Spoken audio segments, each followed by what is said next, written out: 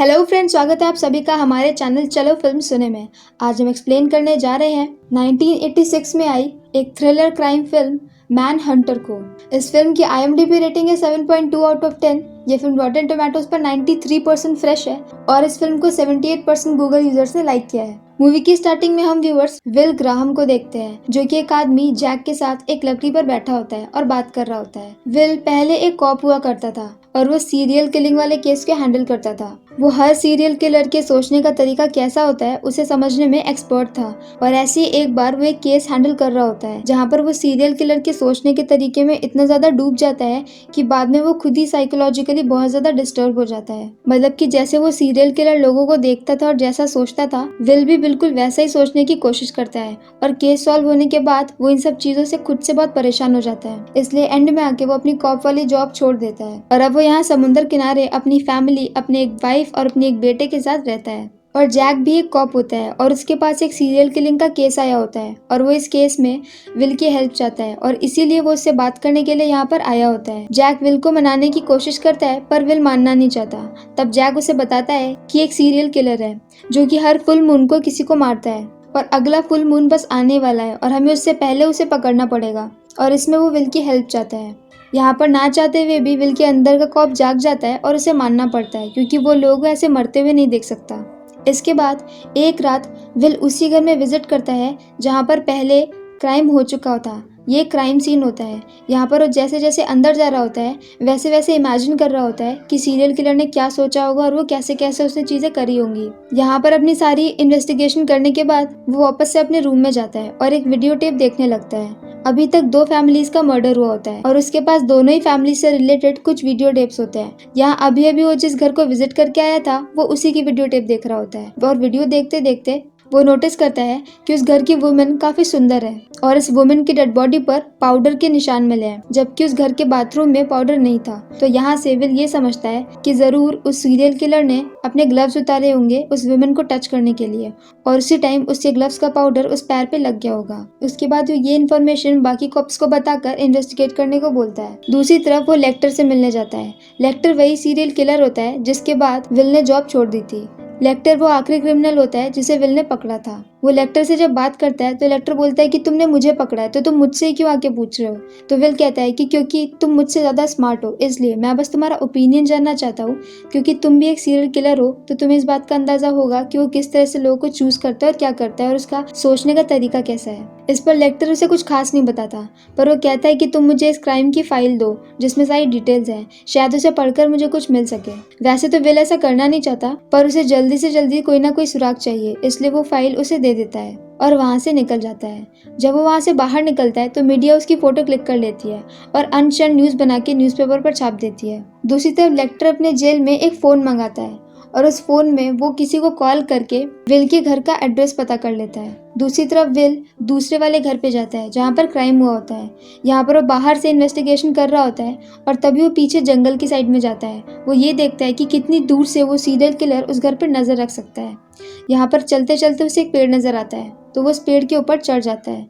जो पेड़ के ऊपर चढ़ता है तो वहाँ पर उसे एक मार्क नजर आता है तो वो उस मार्क की फोटो क्लिक कर लेता है।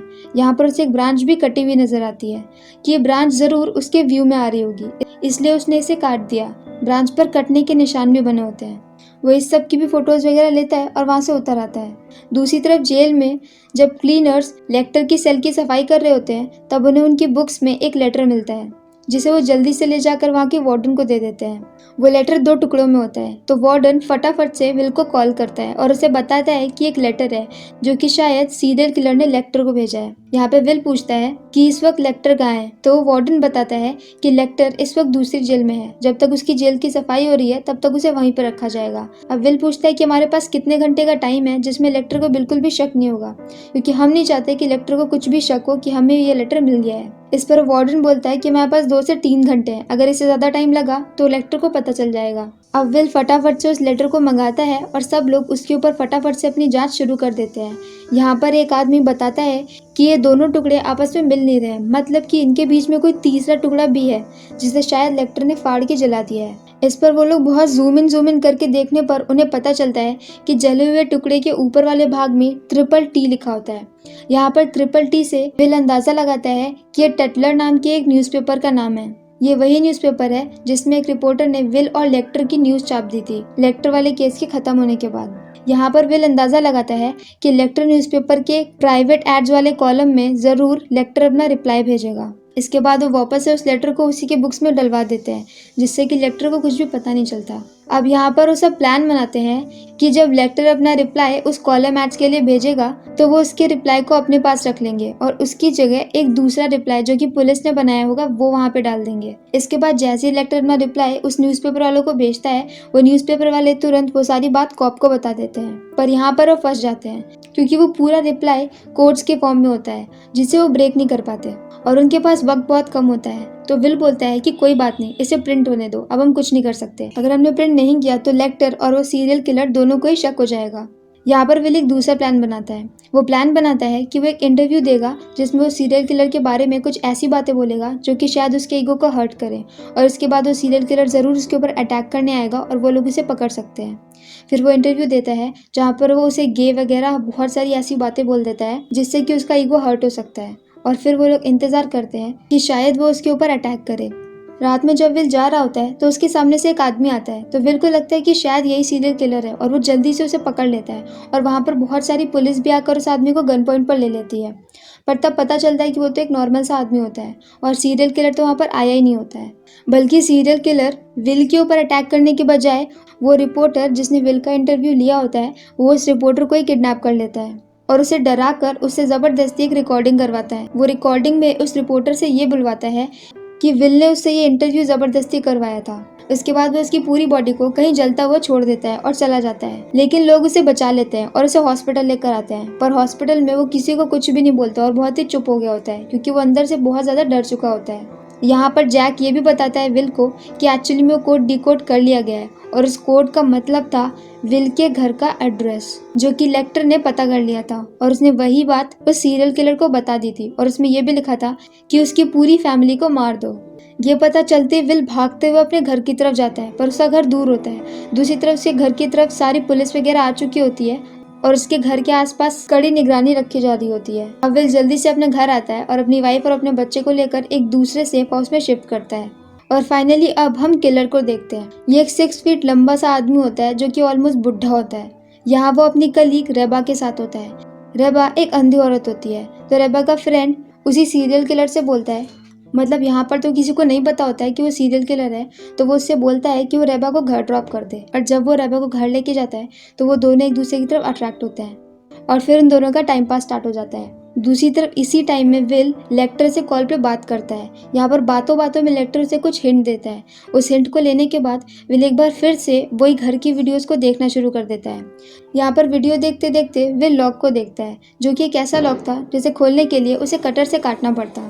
तो विल जैक से बोलता है कि अगर उसने ब्रांच को काटने के लिए कटर का इस्तेमाल किया तो फिर दरवाजे को काटने के लिए उसने कटर का इस्तेमाल क्यों नहीं किया।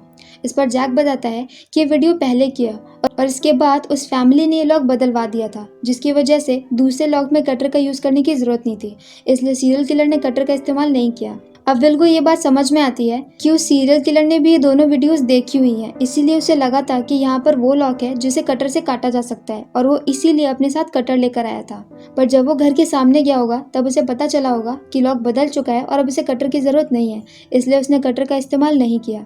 इसके बाद विल ये पता करवाता है कि क्या दोनों फैमिलीज़ की वीडियोस जहाँ पर प्रिपेयर हुई हैं वो जगह सेम है और उन्हें पता चलता है कि हाँ, जहाँ पर वो दोनों वीडियोस प्रिपेयर की गई हैं वो कंपनी सेम है। अभी तक उन्हें उन दोनों फैमिलीज़ के बीच में कोई भी रिलेशन नहीं मिल रहा होता है, पर अब उन्हें पहला रिलेशन मिल जाता है और इसी के बेसिस पे वो इस कंपनी के उन एम्प्लॉयज़ की लिस्ट निकलवाता है जिनकी हाइट 6 फीट होगी और एज 20 to 40 के बीच में होगी। यहाँ पर उन्हें पूरी लिस्ट मिल जाती है।